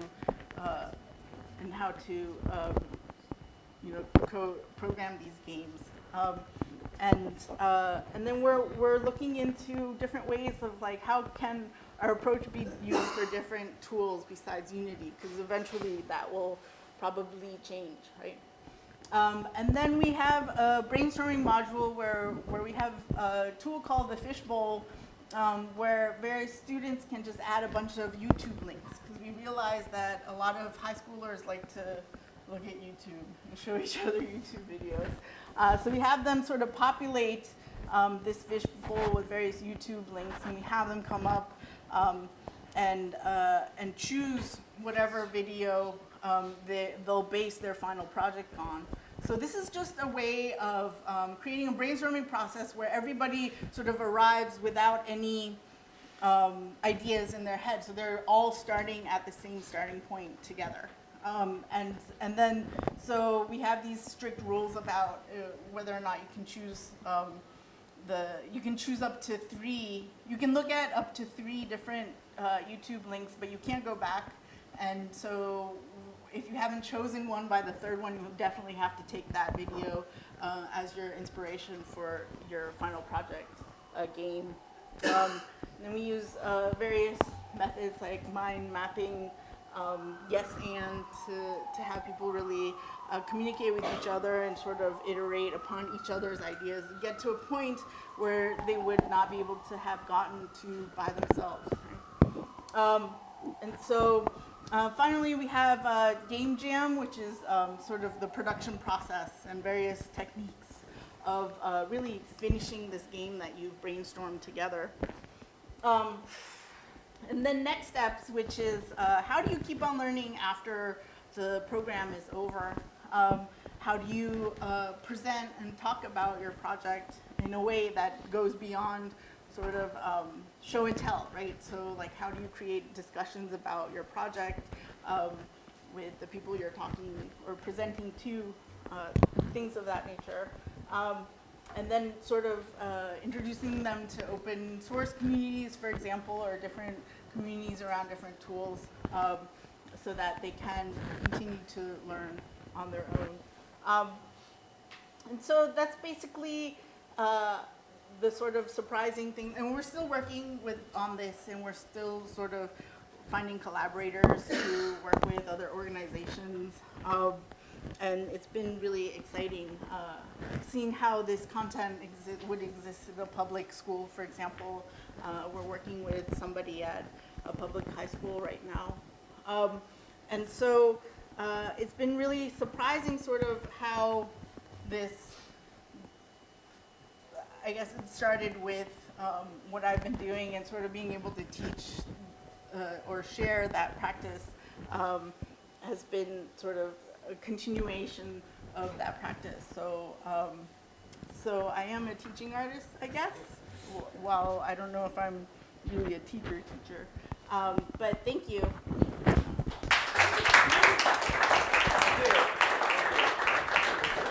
All right, thanks everyone. Thanks, Kaho.